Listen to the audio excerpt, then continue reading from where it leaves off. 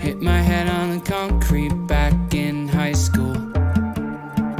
Knocked out cold, but I still remember it so well.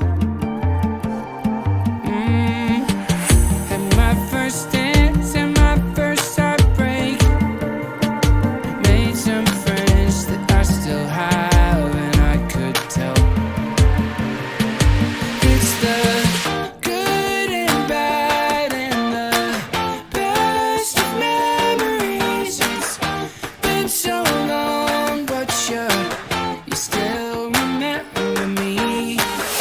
After all these years, I found out finally that I can't go back or change it, but I wouldn't trade a moment.